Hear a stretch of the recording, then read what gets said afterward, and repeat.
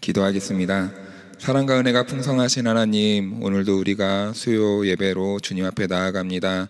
이 시간 성령님께서 함께해 주셔서 우리에게 깨닫는 마음과 주의 말씀을 듣고자 하는 그러한 간절한 마음을 허락해 주셔서 듣고자 하는 심령 가운데 주님 이 시간 말씀하여 주시옵소서. 그래서 우리의 삶이 더욱더 주님으로 인하여서 풍요로워지고 행복해지고 기쁜 삶이 될 수 있도록 역사하여 주시옵소서. 예수님의 이름으로 기도합니다. 아멘. 다 함께 오늘 이곳에 계신 성령님 찬양하겠습니다.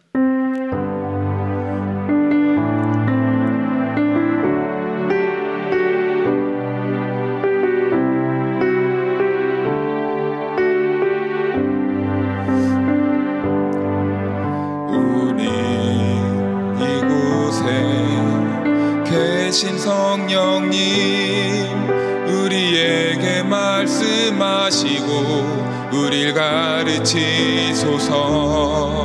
닫힌 우리 맘 열어주시고 주의 빛으로 밝혀 우릴 인도하소서. 주님보다 앞서지 않고 겸손하게 주님의 말씀 기다리니 주님 손에 우릴 드립니다. 사랑으로 인도하소서. 오늘 이곳에 계신 성령님 우리에게 말씀하시고 우릴 가르치소서. 닫힌 우리 맘 열어주시고 주의 빛으로 밝혀 우릴 인도하소서.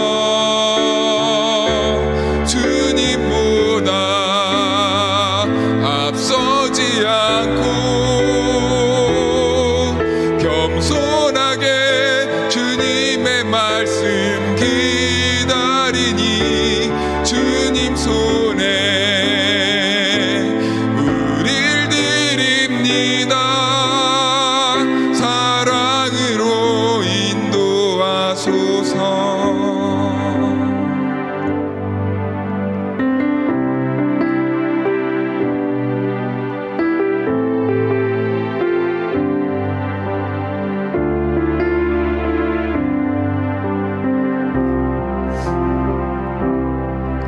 날이 저물어 갈 때 빈들에서 걸을 때 그때가 하나님의 때.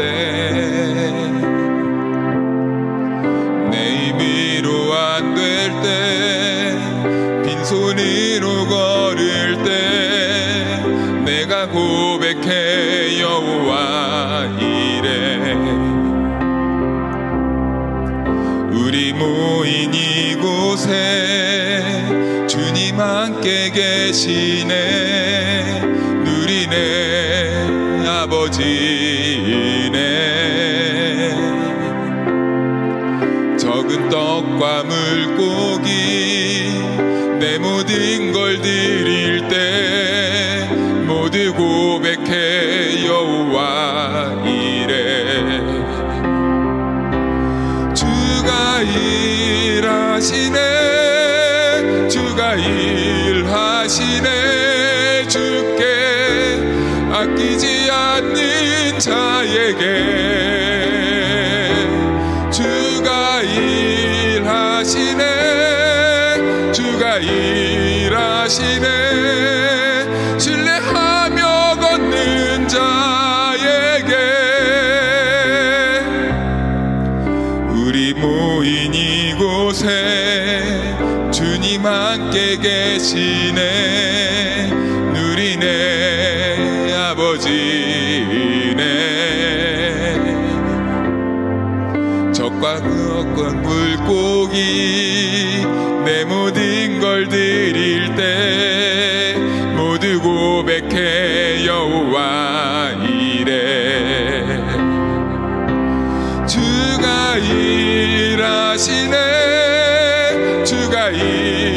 일하시네. 주께 아끼지 않는 자에게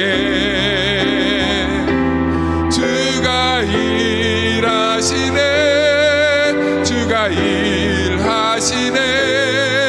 신뢰하며 걷는 자에게 주가 일하시네. 주가 일하시네. 주께 아끼지 않는 자에게 주가 일하시네. 주가 일하시네. 신뢰하며 걷는 자에게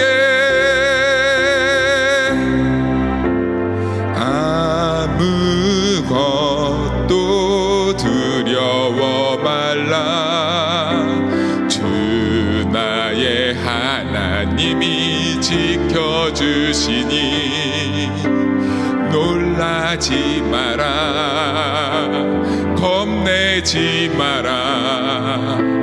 주님 나를 지켜주시네.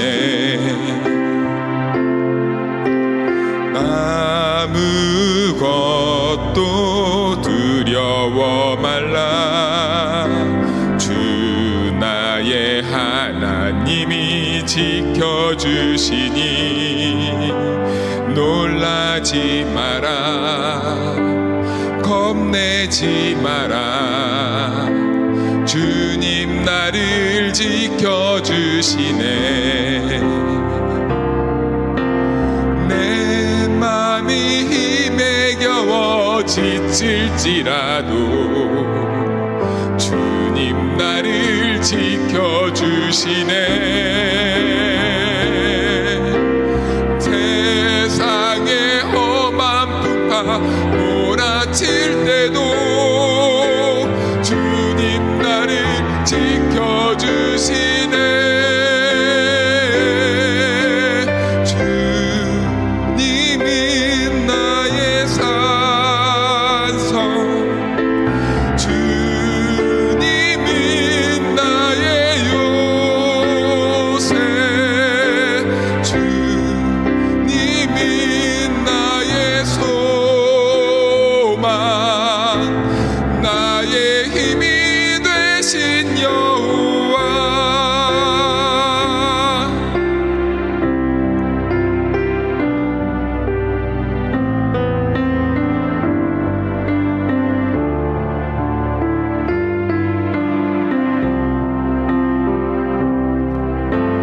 내 맘의 힘에 겨워 지칠지라도 주님 나를 지켜주시네.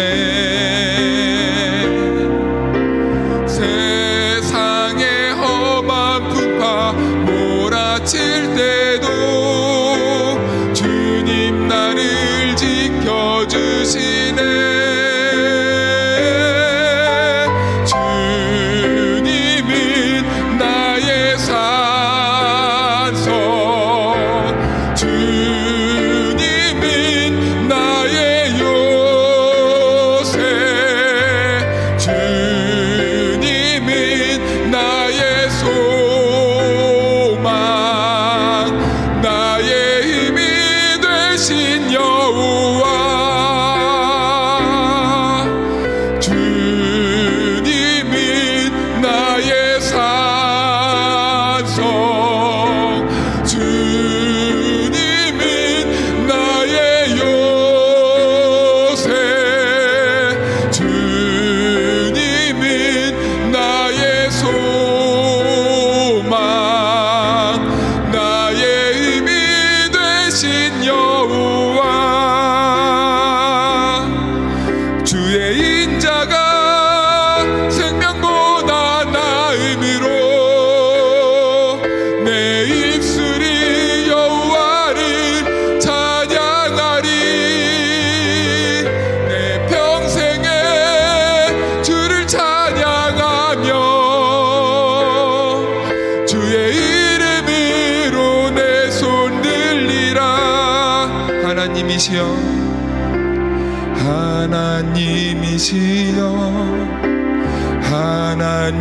하나님이시여 주는 나의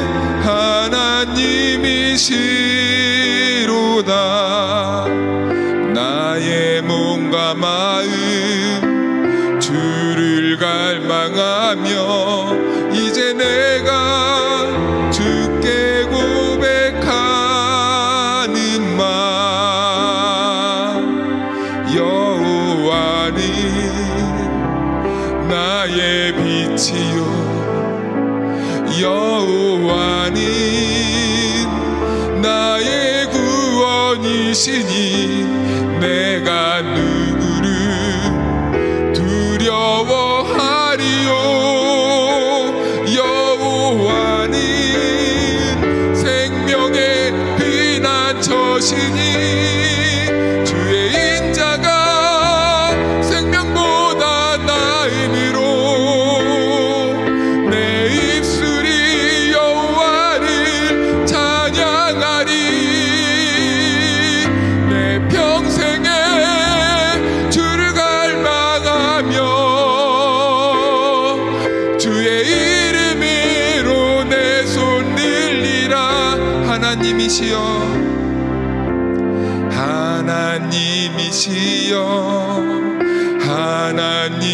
하나님이시여 주는 나의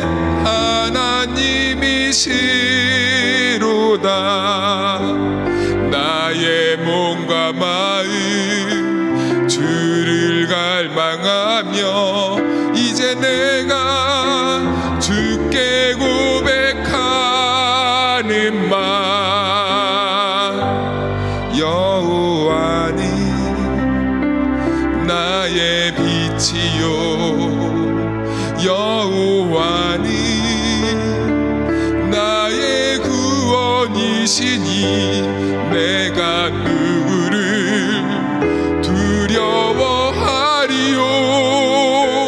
여호와는 생명의 피난처시니 주의 인자가 생명보다 나음으로 내 입술이 여호와를 찬양하리. 내 평생에 주를 찬양하며 주의 이름으로 내 손 들리라. 우리 이 시간 잠깐 우리의 신앙을 고백하며 우리 이 시간 하나님 앞에 나아가도록 하겠습니다. 하나님 아버지, 모든 구원이 하나님께 있음을 믿습니다.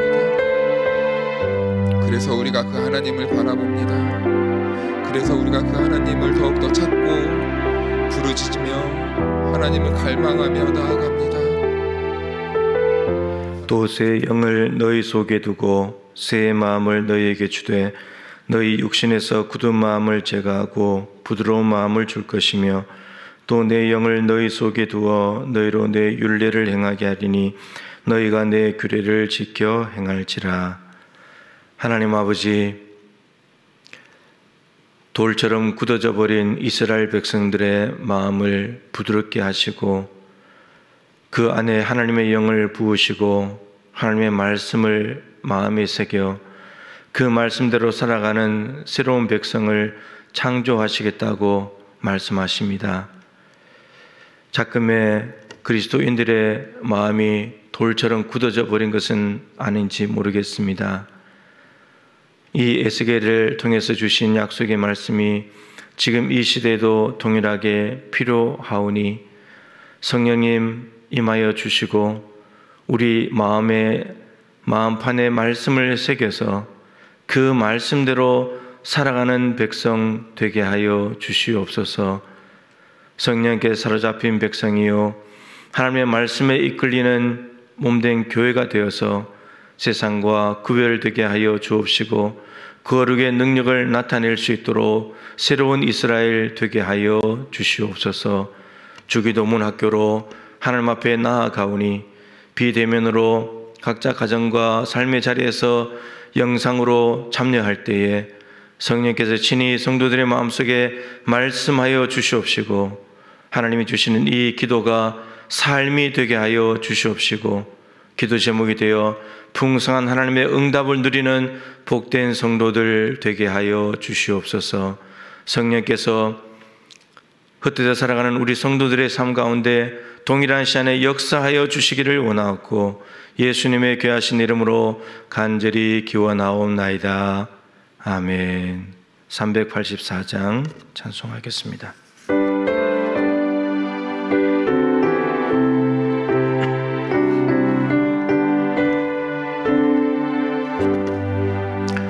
나의 갈 길 다가도록 예수 인도하시니 내 주 안에 있는 긍휼 어찌 의심하리요.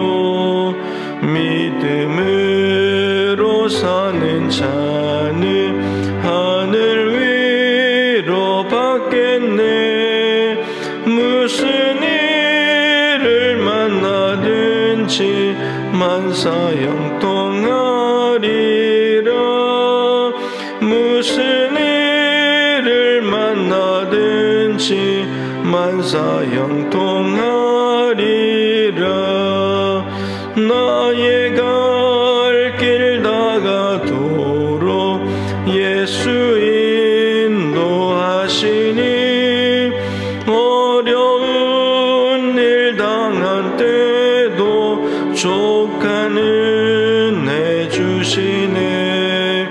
나는 심히 고단하고 영혼 매우 가라나 나의 앞에 반석에서 샘물 나게 하시네. 나의 앞에 반석에서 샘물 나게 하시네. 나의 갈 길 다가도록 예수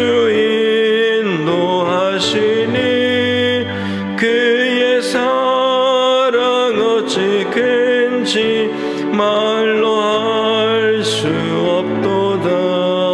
성령 감화 받은 영혼 하늘나라 갈 때에 영영 부를 나의 찬송 예수 인도하셨네. 영영 부를 나의 찬송 예수 인도하셨네. 아멘. 유미자 권사님 기도 인도해 주시겠습니다. 곧 우리가 원수 되었을 때에 그의 아들의 죽으심으로 말미암아 하나님과 화목하게 되었은즉 화목하게 된 자로서는 더욱 그의 살아나심으로 말미암아 구원을 받은 것이니라. 부활의 기쁨과 능력으로 죄로 인하여 죽을 수밖에 없는 우리들의 죄를 대신해 독생자 예수 그리스도를 십자가에 못 박히심으로 인하여 우리들의 죄를 사하여 주시고 구원하여 주심을 감사드립니다. 1년이 지나도록 코로나 바이러스가 종식되지 아니하고 요즘 더 극성을 부리고 있습니다. 대예배와 수요예배가 영상이나 비대면으로 드릴지라도 우리의 믿음이 약하여지거나 나태하여지지 않게 붙들어 주시옵소서. 백신을 개발하여 이미 접종하고 있지만 쉬이 사그라들지 않고 있네요. 사람의 능력과 기술은 한계가 있음을 보여주신 것이라 생각됩니다. 전지전능하신 하나님께서 속히 종식시켜 주셔야만 되겠습니다. 주기도문 학교와 일어나 함께 가자는 기도학교와 성경 천독 대행진이 진행되고 있습니다. 21년 우리 교회 표어 예수 그리스도를 아는 지식에서 자라가라고 하셨으니 우리 모두 동참하여 더욱더 말씀의 지식과 깨달음을 통하여 기도에 힘쓰며 축복의 통로가 되게 하옵소서. 우리 동북교회가 기도의 불씨가 되어 순천은 물론 대한민국 더 나아가 세계 열방으로 전염병처럼 퍼져나가 부활하신 주님의 나라가 확장되게 하옵소서. 주님, 환우들을 위해 기도합니다. 육신의 질병과 마음의 고통, 뜻하지 않는 사고로 신음하는 환우들을 기억하여 주시사 손 내밀어 일으켜 세워주시고 안수하여 치료하시며 회복시켜 주시옵소서. 담임 목사님을 비롯 부목사님, 전도사님들을 축복하여 주시고 말씀을 전하고 사역을 할 때마다 어둠의 영들은 물러가고 하나님의 크신 능력과 놀라운 역사와 권세가 나타나게 하시고 항상 초심을 잃지 않게 하시며 좌로나 우로나 치우치지 않는 목회자들 되게 하여 주시옵소서. 동부 어린이집을 위하여 기도합니다. 고령화 시대에 접어들어 노인 인구보다 출생하는 어린이 숫자가 적다고 합니다. 동부 어린이들 지혜의 말씀과 성품 교육을 통하여 믿음의 한 아이가 불신앙의 열 아이 못지않게 잘 양육되어 다음 세대의 믿음의 주역이 될 수 있도록 인도하시고 붙들어 주시옵소서. 선생님들에게도 예수님 닮은 성품과 지혜를 주시사 엄마 같은 마음으로 어린이들을 잘 가르칠 수 있게 하옵소서. 하나님의 사역을 잘 감당하기 위하여 세계 곳곳 오지에 계신 선교사님들을 축복하여 주시고 힘들고 어려울 때 위험한 일들이 생길지라도 불꽃 같은 눈동자로 늘 지켜 보호하여 주시옵소서. 특별히 김대철 선교사님 오고 가는 소식이 기쁘고 즐거운 소식만 들려지게 하옵소서. 하나님 아버지, 미얀마 사태가 심각합니다. 군부가 민간인들과 어린아이들까지 총을 겨누며 극도로 만행을 저지르고 있습니다.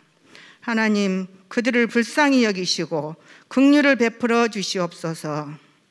우리의 5.18 사태를 보는 듯합니다. 더 이상 민간인들이 희생당하지 않도록 하루속히 민주평화가 오게 하여 주시옵소서. 이 시간 말씀을 전하실 이종환 목사님, 주기도문 학교를 통하여 말씀 전할 때 같은 마음 같은 생각으로 듣게 하여 주시며 깨달음의 은혜와 순종의 믿음을 다하여 주시옵소서. 이 모든 말씀 우리를 죄에서 구원하신 예수 그리스도의 이름으로 기도드립니다. 아멘. 예, 교회 소식입니다. 지난 주일부터 비대면 예배로 다 전환을 했습니다. 당의 결의로는 순천시 단계가 낮아질 때까지 지금 비대면으로 계속해서 진행이 되겠습니다. 기도해 주시기를 바라고요.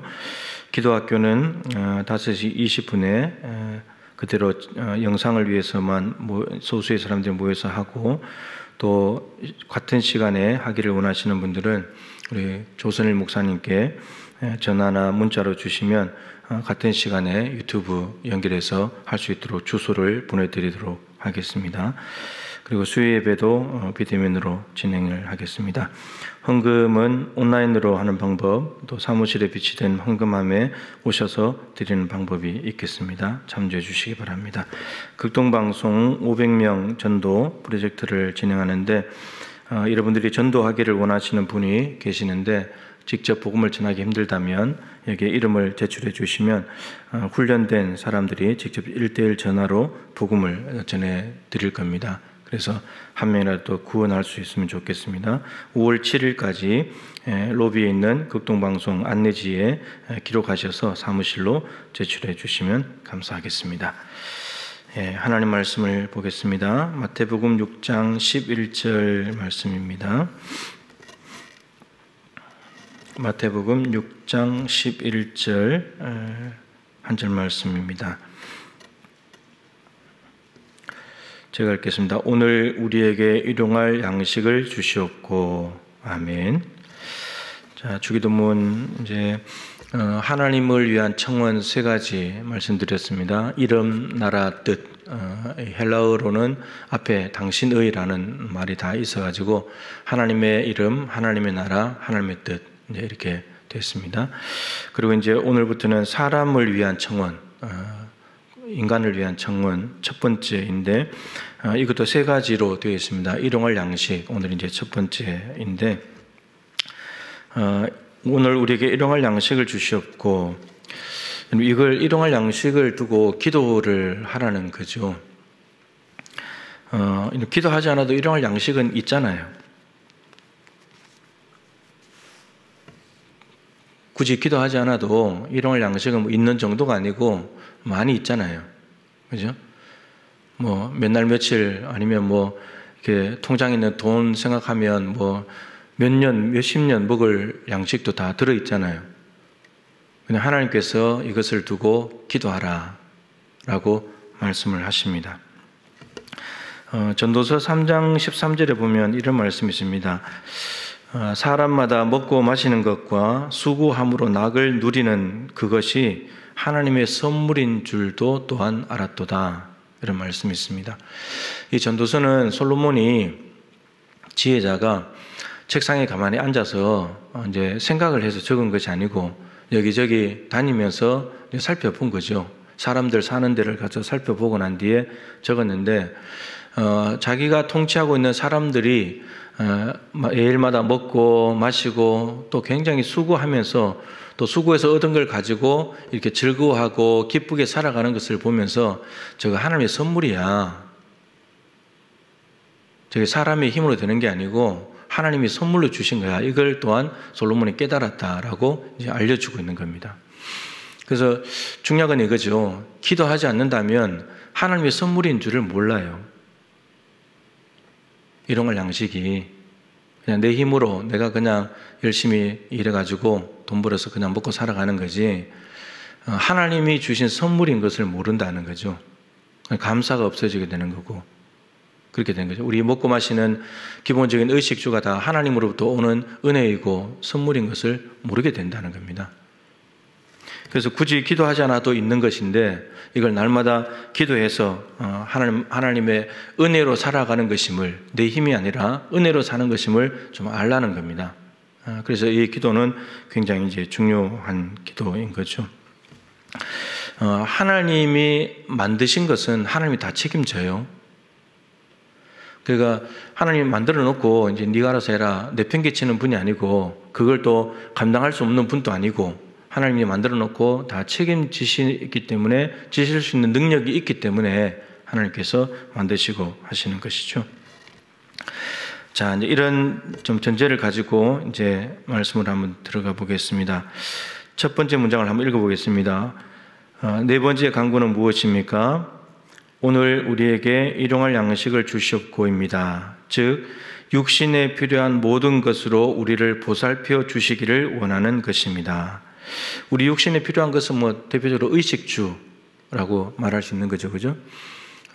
저 어디에서 보니까 의식주 이제 옷 먹는 거 이제 그 다음에 잠자는 곳인데 요즘 이제 투기가 많이 되면서 이제 주가 이제 정말 주가 돼버린 이제 이런 상황이 되는 그것만이 오직 관심이 있는 것처럼 그런 현상으로 가고 있다라고 누가 이야기를 하더라고요. 자, 시편 104편 27절 28절 말씀을 같이 한번 읽어보겠습니다. 이것들은 다 주께서 때를 따라 먹을 것을 주시기를 바라나이다. 주께서 주신즉 그들이 받으며 주께서 손을 펴신즉 그들이 좋은 것으로 만족하다가. 예. 시편 104편은 창조 시편이라고 합니다. 시편 8편, 시편 19편과 아울러서 104편은 창조 시편. 그러니까 하나님께서 온 천지 만물을 창조하셨다. 창조주 하나님에 대한 이야기인데 그 하나님에 의해서 피조된 모든 것들이 다 하나님을 찬양하는 하나님의 권능, 하나님의 능력을 찬양하는 그런 내용들로 기록이 되어 있다라는 거죠. 그래서 시편 104편도 그런 내용인데 그럼 여기서 이제 이것들은 다 주께서 때를 따라 먹을 것을 주신다. 이것들이 누구냐 하는 거죠. 앞에 24절에 보면 주께서 지으신 것들 이런 표현이 나옵니다. 그러니까 하나님께서 지으신 모든 것들 실제로 짐승 뭐 이렇게 이름이 나오는 것도 있고요. 그래서 이 지으신 것들이 주께서 때를 따라 먹을 것을 주시기를 바라나이다. 예. 21절에 보면 젊은 사자가 나옵니다. 104편 21절에 젊은 사자가 나오는데 이렇게 되어 있습니다. 먹이를 하나님께 구한다. 우리가 그런 생각을 잘 못하죠. 사자가 지가 알아서 본능적으로 먹고 살아가는 것처럼 보이잖아요. 약한 것들 잡아가지고. 근데 시편 104편 21절에는 젊은 사자들이 먹을 것을 하나님께 구한대요. 네. 하나님이 창조주시니까 하나님이 아까 말씀드린 대로 만들어 놓은 것들은 하나님이 다 책임지시니까 하나님을 갈망한다는 겁니다. 먹을 걸 달라고. 그렇게 된다는 거죠. 그거 다 포함해서 이 모든 이 땅에 있는 이것들 안에는 우리도 들어가는 거죠. 인간들도. 우리가 때를 따라 먹을 양식을, 먹을 것을 누구한테 바라야 되느냐? 우리를 만드신 주께 바라야 된다는 거죠. 시편 104편은 그런 내용입니다. 그리고 주께서 주신 즉 그들이 받으며, 주님이 줘야지만 받을 수 있는 존재예요. 우리는 사자도 마찬가지고 다른 짐승들도 마찬가지고. 그리고 주께서 손을 펴신 즉 그들이 좋은 것으로 만족한다. 주님이 손을 펴가지고 하여튼 뭔가 능력을 행해야 돼요. 하나님의 권능을 나타내야지만 만드신 것들이 만드는 것 자체가 하나님이 손을 펴서 능력으로 하시는 것이지만, 또 하나님께서 그들을 먹이시고 기르시고 만족하게 먹이려고 하실 때는 또 하나님께서 허락하셔야 되고 손을 펴셔서 능력을 나타내셔야 된다라고 하는 겁니다. 그러니까 우리는 피조물이기 때문에 하나님께서 만드셨고 하나님이 공급하시는 은혜로만 살아갈 수 있습니다. 이거를 고백하기를 하나님이 원하신다는 거죠. 이게 오늘 일용할 양식을 달라고 하는 하나님의 은혜로 살아가는 존재라고 하는 것을 하나님은 고백받으시기를 원하신다라고 하는 거죠. 실제로 하나님이 다 주시는 거고요. 자, 시편 145편 15절 16절 같이 한번 읽어보시죠. 모든 사람의 눈이 주를 앙망하오니 주는 때를 따라 그들에게 먹을 것을 주시며 손을 펴사 모든 생물의 소원을 만족하게 하시나이다. 예. 또 모든 사람들이 눈을 들어서 주를 바라본대요. 이유가 뭐냐면 때를 따라 그들에게 먹을 것을 주시고 또 손을 펴가지고 모든 생물의 소원을 만족하게 하시는 분이 주님이시니까 이렇다는 겁니다. 이 기도 자체가 주님을 향하는 거잖아요. 주님께 의지하는 것이고 그런 거죠. 여러분, 만나는 매일의 양식이죠.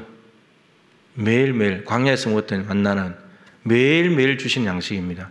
하나님께서 그렇게 양식을 약속하셨고, 그래서 이제 양식을 위해서 광야에는 먹을 게 없잖아요, 그죠? 예, 밑에 가면 이제 신명기 8장 3절이 나옵니다만, 광야에서는 이제 하나님이 광야로 들이신 이유가 인본주의를 이제 깨뜨리기 위함이거든요. 인본주의라는 것은 인간의 자원과 방법으로 사는 거거든요. 근데 인간의 자원과 방법이 없잖아요. 광야에는. 누군가가 먹을 것을 챙겨주지 않으면 살 수 없는 곳이 광야죠. 그래서 신본주의를 교육시키기 위해서입니다. 하나님을 유일한 자원으로 삼을 때 얼마든지 살아낼 수 있다는 것을 교육하는 현장이 광야입니다. 광야. 그러니까 인본주의를 다 깨뜨리고 하나님이 목적이 되고 하나님으로 자원을 삼아야만 먹고 살 수 있는 그런 곳이 광야죠. 그래서 말씀으로 산다. 하나님의 말씀이 있으면 살아낼 수 있는 겁니다. 하나님의 말씀이 있다면. 그래서 우리가 광야나 사막에 들어갔을 때 길을 전혀 모를 수 있잖아요. 그런데 하나님의 음성만 들을 수 있다면 삽니다. 하나님의 음성을 따라가면 되니까. 네. 광야에 아무것도 먹을 것도 없어도 하나님께서 말씀하시고 그걸 믿으면 내리는 것이고, 반석에서 쳐라 그러면 물이 나오는 것이고, 그게 다 하나님의 말씀으로 이루어진 거죠. 하나님의 말씀을 따라가면서 사는 겁니다. 그래서 만나도 매일매일 하나님께서 내려주셨죠. 그리고 안식일을 생각해서 전날에 이틀분을 주셨고, 그래서 안식일 날 일을 하지 않아도, 주일날 일을 하지 않아도 하나님께서 주시는 은혜로 얼마든지 살 수 있다는 것을 교육하고 훈련하는 것이 바로 만나입니다. 만나. 예. 근데 요즘 이제 주일날 일을 많이 하잖아요. 그죠? 일을 많이 합니다. 그러니까 일을 해버리니까 자기가 일하는 힘으로 사는 줄 알거든요. 하나님의 은혜를 모른단 말이에요. 문을 닫아도, 주일날 문을 닫아도 얼마든지 살 수 있다는 것을 경험할 때 하나님이 책임지시는구나, 이렇게 되는 거죠. 그러니까 주일날 예배하며 안식해야 될 날에 오히려 노동에 매여 있고 이렇게 되는 거죠. 노동 자체를 하나님이 무시하는 건 아니지만 노동이 우상화되는 것을 막기 위해서 안식일 제도를 만든 거거든요. 일하지 말고 쉬어라고. 그러니까 이게 가장 안식일의 중요한 가치는 예배, 안식 이거거든요. 근데 그것을 지금 다 뺏기고 있다는 거죠. 근데 주변 사람들이 또 말을 하니까 왜 쉬냐고 말을 하고 욕먹기 싫고 부딪히기 싫고 그런 건데, 하나님께서 일용할 양식을 하나님의 은혜로 살아가는 것을 책임지기 위해서. 그러니까 이제 하루 벌어서 하루 살아가는 사람들은 오늘 일하지 않으면 죽는다 그러면은, 그리고 사람의 생명을 다루는 것과 연관이 있다면은 안식일 날 일을 해도 괜찮죠. 예수님께서 안식일의 계명을 문자대로 이해하는 바리새인들에게 좀 더 넓게 말씀해 주시잖아요. 선을 행하는 것, 생명을 구하는 일. 그러니까 병원에 근무하는 사람들이 주일날에 일을 하게 되는 그런 것이 실질적으로 일어나는 일인데, 그걸 두고 우리가 당신은 주일을 범했다, 안식일을 범했다고 말할 수 없다는 거예요. 그 사람들 생명을 다루는 사람들이기 때문에 그런 거죠. 자, 아무튼 그쪽으로 가버렸는데, 모든 사람의 눈이 주를 앙망한다. 왜냐하면 그분만이 살리시는 분이니까, 공급해 주시는 분이시니까 이렇게 된다는 거죠. 자, 마태복음 6장 25절 26절 읽겠습니다. 그러므로 내가 너희에게 이르노니 목숨을 위하여 무엇을 먹을까, 무엇을 마실까, 몸을 위하여 무엇을 입을까 염려하지 말라. 목숨이 음식보다 중하지 아니하며 몸이 의복보다 중하지 아니하냐. 공중의 새를 보라. 심지도 않고 거두지도 않고 창고에 모아 들이지도 아니하되 너희 하늘 아버지께서 기르시나니. 이제 의식주가 나왔습니다. 그죠? 먹을 것, 마실 것, 입을 것인데 이것들을 위해서 염려하지 말아라. 그런데 염려하지 말 것을 가르치기 위해서 예수님께서 끌어다 쓰신 도구가 공중의 새입니다. 그리고 또 하나 더 있죠. 들의 백합화. 이것도 말씀에 나오지 않지만, 그러니까 공중의 새를 네가 자세히 살펴보라는 겁니다. 공중의 새를 누가 때가 되면 집에 모아다 드리고, 또 때가 되면 먹을 걸 줘가지고 또 밖으로 내보내고 또 모아드리고, 그 누가 하냐? 하나님 다 하시는 거 아니냐? 하나님이 지었기 때문에. 들의 백합화도 마찬가지죠. 내일 아궁이에 던져지는 들풀도 하나님께서 오늘 예쁘게 입히신다.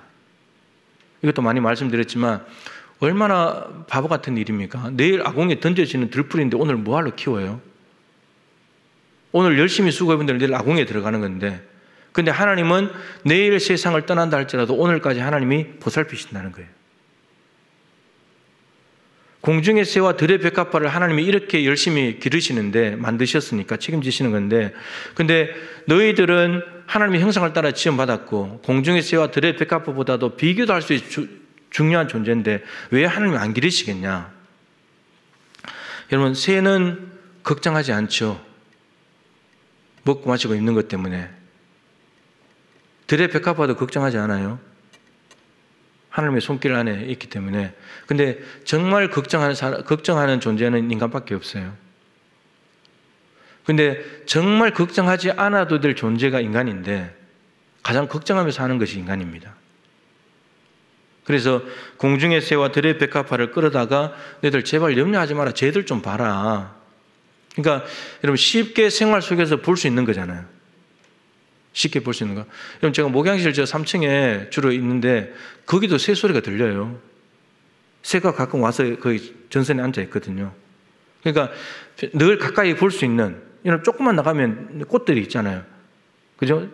앞마당에도 새가 날아다니고. 그러니까 저런 걸 보면서 쟤들 그냥 새가 있네, 꽃이 있네 이 정도가 아니고 쟤들 하나님이 기르시지. 그럼 난 쟤들보다 귀하지. 하나님 나를 기르시겠네. 이거 생각하라는 거예요. 그러면서 염려하지 말라는 거죠. 예. 근데 우리는 들판에 나가서 오랜만에 나가서 꽃을 보면서도 어떻게 살까 막 이거 걱정하고 있잖아요. 새소리, 아름다운 새소리를 들으면서도 삶을 걱정하고 염려하고, 이게 우리의 모습이잖아요. 오히려 그걸 보면서 염려를 없애라고 하나님이 갖다 만들어 놓으신 건데, 근데 오히려 그걸 보면서 염려하는 게 우리의 모습이 아닌가 하는 거죠. 참 안타까운 인생이에요, 우리가, 사람 자체가. 자, 사도행전 14장 17절 말씀도 한번 읽어볼까요? 참 중요한 말씀인데, 그러나 자기를 증언하지 아니하신 것이 아니니 곧 여러분에게 하늘로부터 비를 내리시며 결실기를 주시는 선한 일을 하사 음식과 기쁨으로 여러분의 마음에 만족하게 하셨느니라. 이게 이제 바울과 바나바가 1차 전도여행을 갔을 때 루스드라에 갔을 때였죠. 거기서 이제 병자를 고치고 하니까 막 이렇게 제사를 드리려고 했을 때 하나님께서 야, 하나님 너희들 이런 짓 하지 말라고 우리를 보내셔가지고 복음 듣게 하신 거다고 이야기를 하면서 하나님께서 자기를 다 나타내셨다. 나타내지 않는 게 아닌데 나타내셨다는 거죠. 어떻게 하나님이 자기를 증언하셨냐 하면은 여러분에게 하늘로부터 비를 내리셨다. 그러니까 비를 내리시는 분이 하나님이라는 거죠. 근데 이제 구약 시대도 그랬지만 비를 내리는 존재가 바알 신이라고 믿었고, 그죠? 아프리카 사람들은 기우제, 비가 내리기를 기도했는데 비가 올 때까지 기우제를 해가지고 자기들 기우제 때문에 비가 왔다 그러고, 하여튼 어떤 존재가 내려줬다 이렇게 생각을 하잖아요. 근데 그게 하나님께서 자기를 드러내신 거라는 거예요. 나 살아있다고. 하나님이 있다는 걸 드러내는 게 비라는 거예요. 비를 내려서 어떻게 하느냐? 결실기를 주시는 선한 일을 하신다. 여러분, 이른 비와 늦은 비는 파종할 때, 그리고 추수할 때 필수적인 거죠. 생명과 같은 거잖아요. 근데 그걸 하나님이 내려주셨다는 거예요. 하나님이. 그래서 너희들 삶 속에 밭에 풍성한 것을 먹을 것을 주지 않았냐. 그러면서 음식과 기쁨으로 여러분의 마음에 만족하게 하셨느니라. 이거 하나님이 다 하신 일이다. 하나님이 너희들을 먹이시려고 하신 것이고, 하나님이 살아계시다는 것을 보여준 거다. 보이지 않는 하나님이 비를 내려서 결실을 줘서 너희들 먹고 마시고 기쁨으로 살아가도록 해줬는데, 그게 하나님이 자기를 드러내신 거다. 이걸 지금 이야기하고 있다는 겁니다. 그러니까 사실은 하나님이 하시는 일, 하나님이 보여주시고 우리에게 채워주시고 공급해 주시고 만족을 주시는 게 너무너무 많은데 하나님을 못 알아차리는 거죠. 우리가 못 알아차리는 거예요. 그러니까 처음으로 돌아간다면, 여러분, 우리는 기도하지 않아도 먹을 거 마실 거 입을 거 많아요. 많잖아요. 근데 그거를 하나님이 줬다고 인정하고 사냐, 아니면 그거 모르고 사냐는 거예요. 하나님 그거 알라고 살라는 거죠. 우리는 태어날 때 알몸으로 태어났잖아요. 아무것도 없이. 지금 가지고 있는 거 다 하나님이 주신 건데. 근데 그거를 깨닫고 감사하고 고백하면서 사냐, 그거 모르고 사냐 이거예요. 네. 근데 이거 다 하나님께서 살아계시다는 증거이고 하나님이 주신 선물이다라고 이렇게 이야기를 하고 있습니다. 그 다음에 사도행전 17장 27절 28절 말씀 또 한번 읽어보죠. 이는 사람으로 혹 하나님을 더듬어 찾아 발견하게 하려 하심이로되 그는 우리 각 사람에게서 멀리 계시지 아니하도다. 우리가 그를 힘입어 살며 기동하며 존재하느니라. 너희 시인 중 어떤 사람의 말과 같이 우리가 그의 소생이라 하니. 여러분, 이 앞에 26절에 보면은 인류를 한 혈통으로 만드셨다. 그래서 땅에 거주하게 하시고 또 연대를 정하시고 거주의 경계를 정하셨다. 이런 말. 온 인류가 한 혈통으로 되어 있다는 거죠. 그러니까 아담과 하와로부터 쭉 다 한 혈통으로 내려온 거죠, 사실은. 그리고 노아의 세 아들부터 셈함 야벳부터 이제 흩어지기 시작한 것이고 70민족으로 흩어지고 이제 이렇게 계속 흩어져 왔죠. 근데 이렇게 만들어 놓은 이유가 사람으로 혹 하나님을 더듬어 찾아 발견하게 하려 하십니다. 그러니까 이 혈통만 더듬어 가지고 거슬러 올라가 봐도 하나님이 계신 걸 알 수 있다는 거예요. 아담과 하와까지 올라갈 텐데 그건 누가 만들어 놨냐? 하나님이 해놓은 거 아니냐? 그리고 그 많은 혈통, 여러분 지금까지 지구에 살다 가는 인구가 한 700억 정도 된다는데 700억이라는 인구가 한 혈통으로 다 연결되는데 그건 어떻게 살았냐, 그 사람들이. 어떻게 그들이 존재했고 그들이 어떻게 먹고 마시고 그런 걸 가지고 살았냐. 이거를 더듬어서 하나님을 발견할 수 있다는 거예요. 더듬어 가보면. 그런 얘기예요. 그러면서 우리가 그를 힘입어 살며 기동하며 존재하느니라. 하나님을 힘입지 않고는 우리는 살 수도 없고 움직일 수도 없고 존재할 수도 없다라고 하는 겁니다. 그냥 모든 것이 다 하나님의 은혜로 살아가는 존재다. 이걸 좀 알면 좋겠다 하는 것이 하나님의 마음입니다. 자, 그 다음에 육신의 모든 필요한 것을 하나님이 달라고 하는, 보살펴 주시기를 원하는 그런 기도이고, 그 다음에 읽어보시죠. 올라가서 그렇기 때문에 이 간구로 말미암아 우리가 깨닫게 되는 것은 주께서 모든 선함의 근원이시라는 것 사실과, 여기까지만 보면 주께서 모든 선함의 근원이라는 사실, 하나님은 선하신 분이시다. 이거를 알아요. 그러니까 하나님이 만들어 놓으신 것들을 책임지는 걸 보니까 하나님은 선하신 분이다. 인간에게 오는 모든 선한 것들의 시작 지점, 출발 지점, 근원이 하나님께 있다. 지금 쭉 다 보신 대로 짐승 하나까지도 들의 백합화, 인간은 무시하고 그냥 불쏘시개로 쓰는 정도밖에 안 되는 존재이지만 그들까지도 하나님이 보살피는 선하신 분이다 라는 것을 우리 이제 말씀을 통해서 확인을 한 거죠. 시편 34편 8절에 여호와의 선하심을 맛보아 알지어다 이렇게 말했죠. 시편 34편은 다윗이 사울을 피해서 블레셋 땅에 갔을 때 아비멜렉에게 갔을 때죠. 근데 왕은 받아주려고 했는데 참모들이 임금님, 제 보통 사람이 아닙니다. 골리앗을 넘어뜨린 사람입니다. 조심해야 됩니다. 그랬을 때 이제 다윗이 죽을 위기에 처한 줄 알고 갑자기 미친 채를 했죠. 침을 질질 흘리면서 미친 채 하다가 임금이 그랬죠. 여기에 미친 사람이 없어서 저 사람까지 데리고 왔냐. 그래가지고 쫓아내버렸죠. 근데 다윗이 거기에서 죽지 않고, 거기에서 그 위기 속에서 다윗이 한 일은 기도하는 거였고, 근데 기도했는데 침을 질질 흘리는 그 모습을 통해서 그 죽을 위기에서 벗어났을 때 지은 시가 시편 34편이에요. 그러면서 말하기를 여호와의 선하심을 맛보아할지어다. 침을 질질 흘리면서 그 위기에서 벗어난 것이 하나님의 선하신 도움이었다는 겁니다. 너희들도 이런 여호와의 선하심을 맛보아서 알면 좋겠다. 나는 그 맛이 너무 좋더라. 이걸 이야기하는 거죠.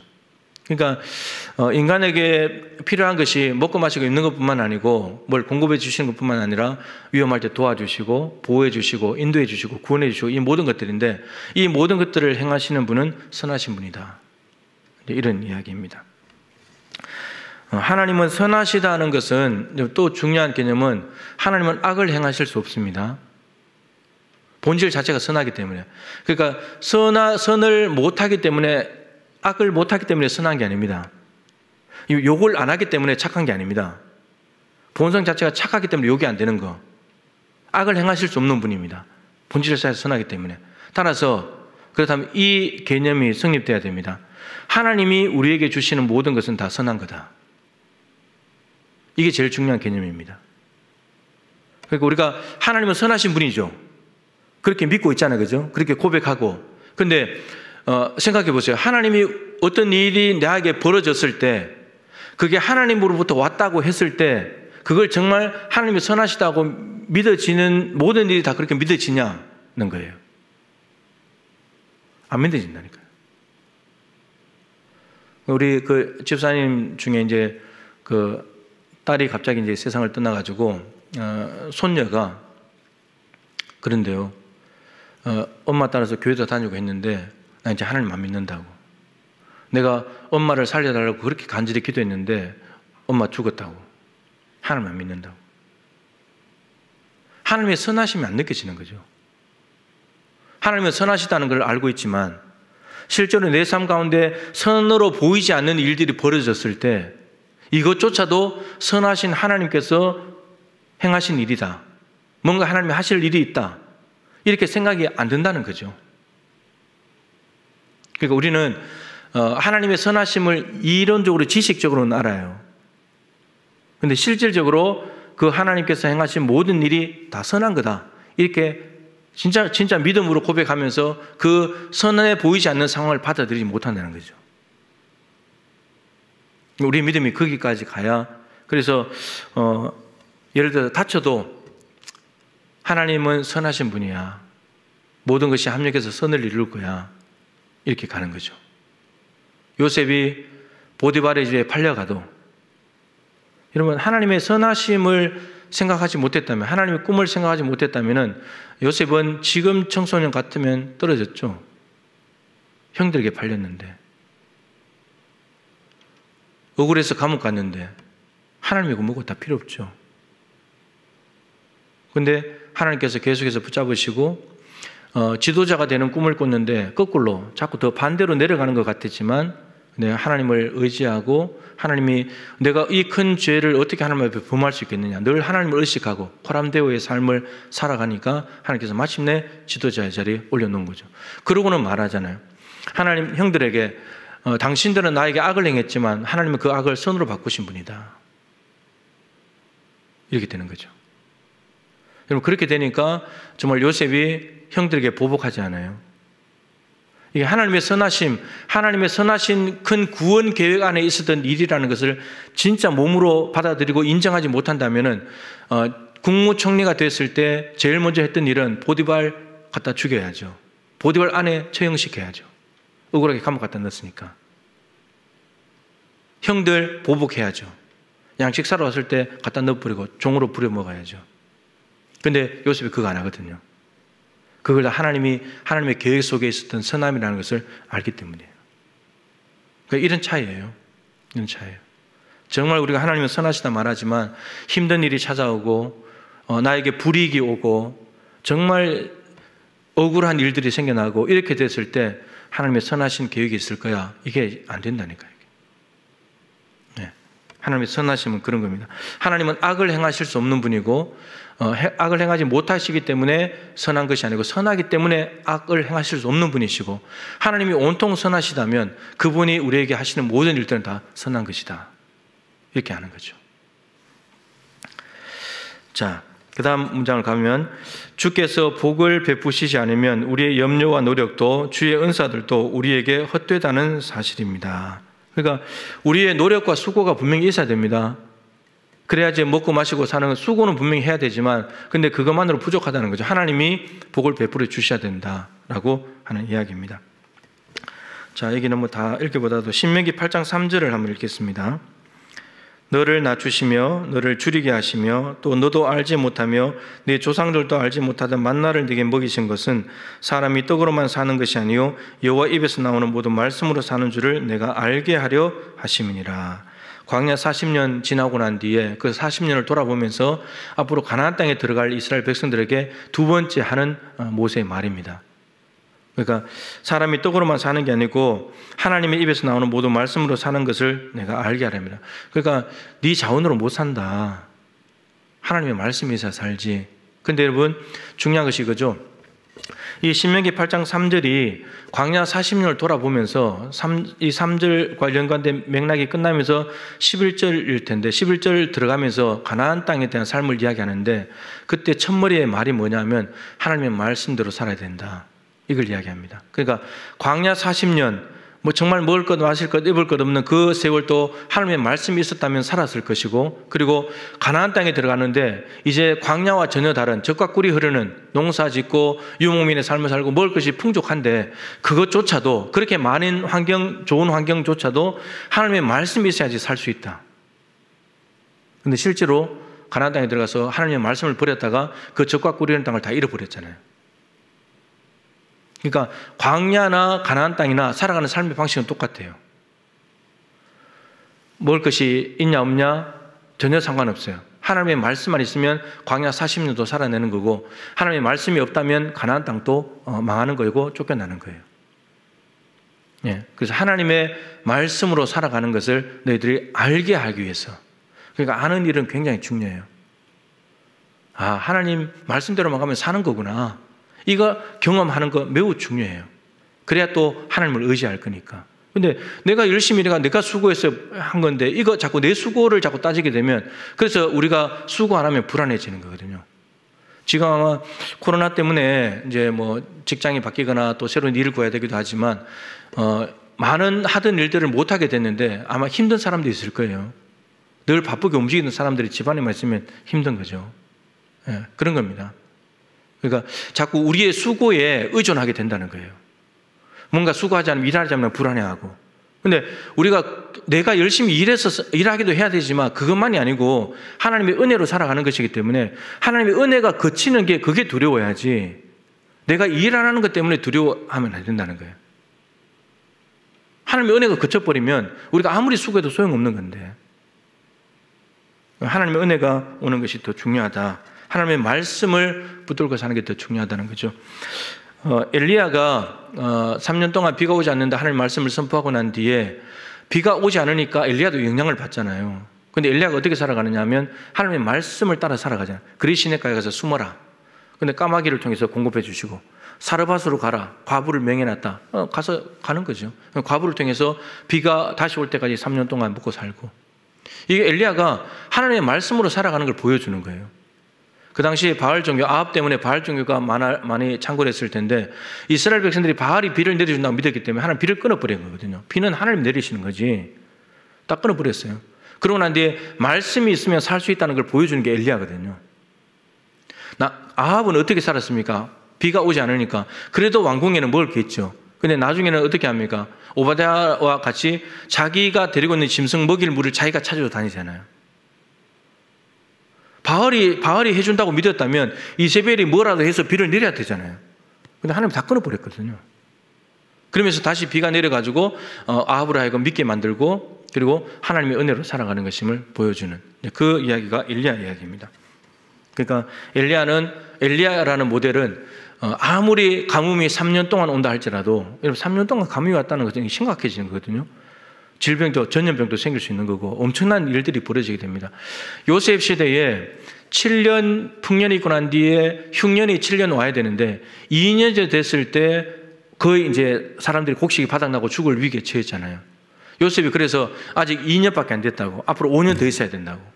그 흉년이 여러분 2년만 와도 죽는 거예요, 이거는. 근데 엘리야 시대 3년이면 이거는 뭐 거의 끝장난다고 봐야 되거든요. 그런데 그 시기에 엘리야가 어떻게 살았느냐? 하나님의 말씀이 지시하는 곳에 가니까 살더라는 거예요. 그러니까 하나님이 주신 은혜로 살아가는 것이지, 내가 지금 확보해놓은 곡식으로 살아가는 게 아니라는 거예요. 내 힘으로 되는 게 아니라는 거죠. 그걸 선명하게 보여주는 것이 엘리야의 모습입니다. 자, 그 다음 이제 좀 넘어가서 마지막 문장을 읽죠. 그리하여 우리가 우리의 신뢰를 모든 피조물에게서 제거하고 오직 주님께만 두려는 것입니다. 그러니까 피조물에 대한 신뢰를 다 그만두고 일용할 양식은 하나님이 주시는 거다, 이걸 위해서 기도하라는 거예요. 지금 계속 똑같은 얘기입니다. 우리를 의지하면 안 되는 거예요. 내가 수고하면 내가 먹을 수 있다고 그렇게 생각하면 안 되는 거예요. 수고는 해야 되지만, 근데 하나님께서 채워주셔야 된다. 우리의 수고가 헛된 수고가 아니고 보람된 수고가 되려면, 기쁨의 수고가 되려면 하나님이 은혜를 베풀어 주셔야지만 된다는 거예요. 피조물에 대한 신뢰를 제거하는 거예요. 참 중요한 말이에요. 피조물에 대한 신뢰를 다 제거해버리고 오직 주님께만 소망을 두려고 하는 거다. 자, 뒤에 가서 구절을 좀 보게 되면 시편 62편 11절 마지막 절 보죠. 같이 읽어보시다. 하나님이 한두 번 하신 말씀을 내가 들었나니 권능은 하나님께 속하였다 하셨도다. 이걸 좀 이해하려면 이제 10절하고 앞에 있는 10절, 뒤에 있는 12절을 보아야 됩니다. 이 하이델베르그에 있는 걸 이 절만 갖다 놓으니까 이런데 앞에가 이렇게 되어 있습니다. 포악을 의지하지 말며 탈취한 것으로 허망하여지지 말며 재물이 늘어도 거기에 마음을 두지 말지어다. 포악을 의지하지 말아라. 이런 포악을 의지한다는 말은 포악함을 통해서 남의 걸 빼앗아 오는 거거든요. 다 똑같은 말이에요. 그래서 탈취하게 되는 거죠. 탈취한 것으로 허망해지지 말며 재물이 늘어도, 내 소유가 포악해가지고 남의 걸 탈취해가지고 재산이 늘어나도 거기에 마음을 두지 마라. 왜 마음을 두냐 하면 그게 나를 지켜줄 것 같거든요. 내 삶을 책임져 줄 것 같으니까 거기에 마음을 두지 말라는 거예요. 그러면서 말하기를 하나님이 한두 번 하신 말씀을 내가 들었나니, 이 시편이나 잠언에 숫자가 많이 나오죠. 뭐 하나님이 싫어하는 것이 67가지가 있다. 뭐 잠언의 전도서 거기에 가면, 잠언에도 가면 뭐뭐한 것이 몇 가지가 있다, 뭐 이런 이야기 나오는데, 한두 번 하신 말씀, 여기서 한두 번이라고 하는 것은 이제 의미가 이렇습니다.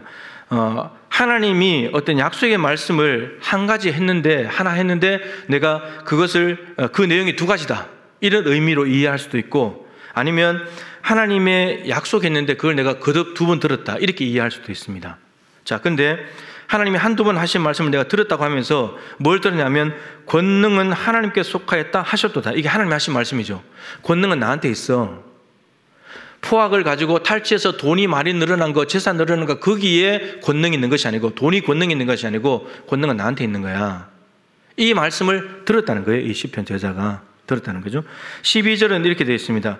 주여 인자함은 주께 속하오니 주께서 각 사람이 행한 대로 갚으심이니이다.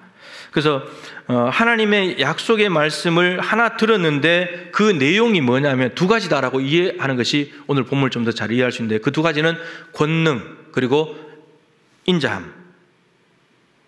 권능과 인자함이 하나님께 속했다는 것을 내가 하나님이 말씀하셨는데 내가 그렇게 들었습니다, 이렇게 이제 고백하는 거죠.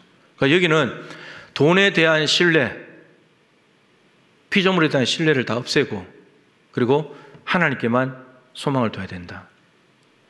우리에게 일용할 양식을 주시는 권능, 우리에게 일용할 양식을 채워주시는 하나님의 인자하심, 사랑은 하나님께만 있다라고 하는 겁니다.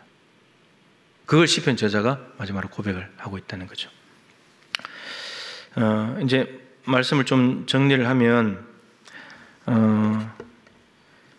우리는 내일 혹은 5년 뒤, 10년 뒤 노후 대책도 세우고 이런 것 때문에 좀 불안하잖아요, 그죠? 불안하죠. 근데 이런 만남만 있어도 살지 않습니까? 이스라엘 백성들이 광야에서 만나를 얼마나 먹었죠? 40년 먹었어요. 근데 왜 죽었어요? 출애굽 1세대가? 만나 없어서 죽었어요? 아니요. 만나 없어서 죽은 게 아니에요. 불순종해서 죽었지.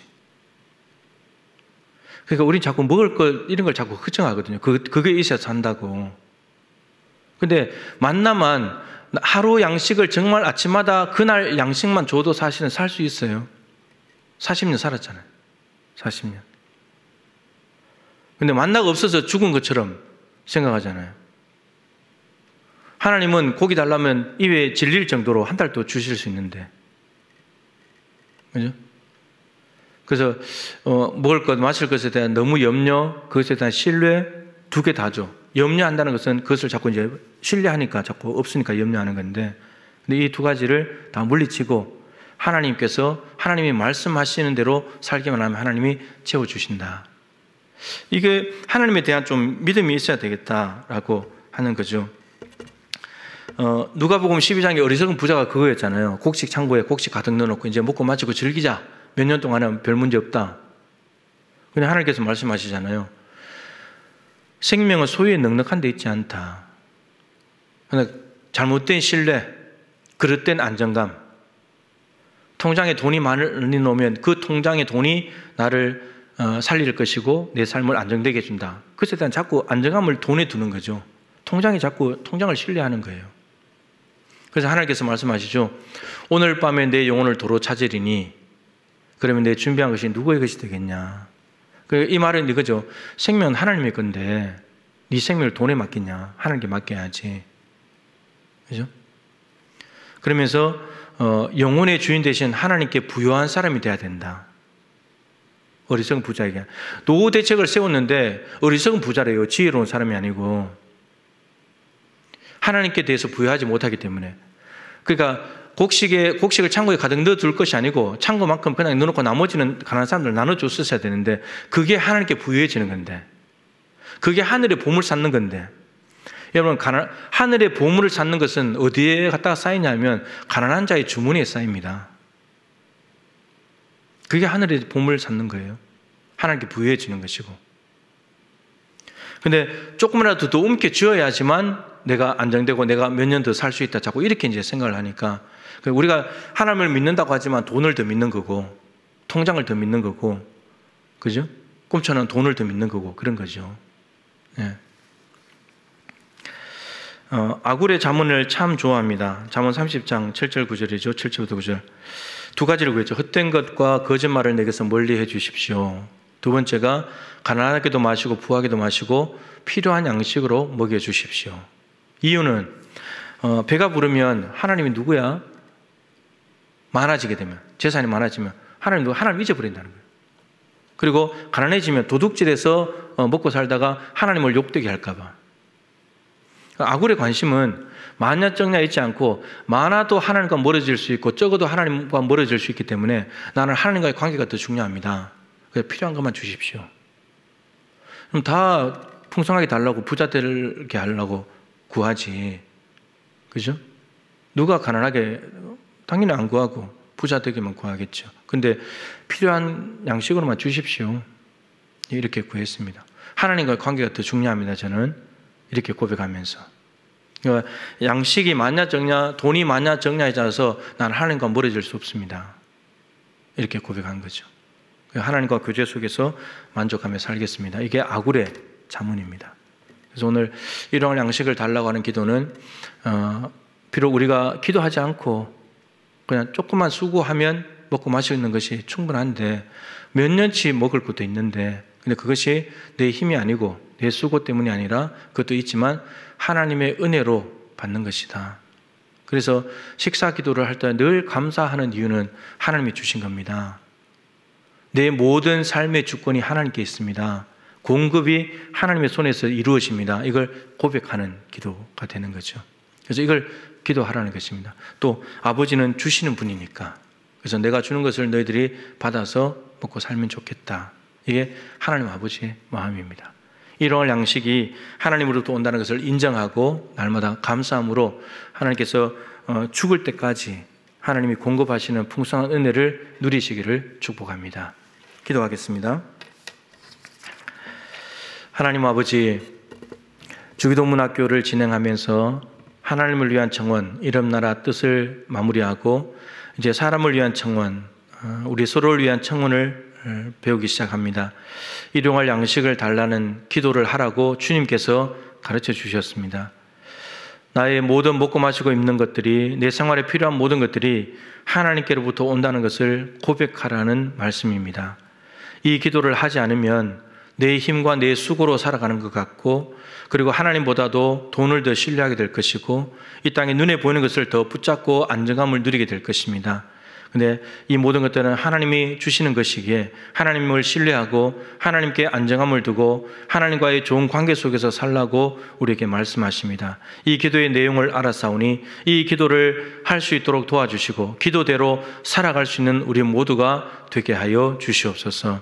비를 내리시고 햇빛을 비춰주시고 결실을 주시고 수고한 대로 심은 대로 거두게 하셔서 먹을 것 마실 것을 공급해 주시고 기쁨으로 월급 타서 살아가는 이 모든 삶은 하나님이 주신 선물임을 잊지 않도록 도와주시옵시고, 하나님이 만드신 피조물은 하나님께서 책임지신다는 것, 하나님을 앙망하고 하나님의 살아있는 말씀을 쫓아가면 광야 40년도 살아내고 3년 흉년이 와도 거뜬하게 살아낼 수 있다는 것을 기억하게 도와주셔서 우리의 믿음을 점검하여 정말 하나님을 절대적으로 신뢰하는지, 나의 공급자, 나를 책임지시는 분, 나의 모든 삶의 주권이 하나님께 있음을 정말 인정하고 살아가는지를 돌아보게 하여 주옵시고, 하나님 이외에 다른 것들을 더 신뢰하고 다른 것들에게 더 안정감을 둔다면 당장 그 모든 썩은 동아줄을 끊어버릴 수 있도록 도와주시고 오직 생명 되신 예수 그리스도께 딱 달라붙어서 살아갈 수 있는 우리 모두가 되게 하여 주시옵소서. 비대면으로 드리는 이 예배도 하나님께서 기쁨으로 받아주시고 삶의 현장에서 이 기도가 실현될 수 있도록 성도들의 마음을 다스려 주시옵소서. 지금은 우리 구주 예수 그리스도의 크신 은혜와 우리의 창조자 되시는 우리 하나님 아버지의 측량할 수 없는 사랑하심과 우리 안에 우리와 함께 하시면서 우리를 보살펴 주시고 책임져 주시고 인도하시고 공급하시는 보혜사 성령님의 교통하시며 충만하심이 주기도문학교를 통해 일용할 양식을 달라는 기도의 내용의 의미를 알고 이제 그대로 살아가기를 마음에 소망하는 사랑하는 모든 동부의 가족들 한 분 한 분 머리 위에 성도들의 모든 삶의 현장 가운데 항상 함께하여 주시기를 간절히 축원하옵나이다. 아멘.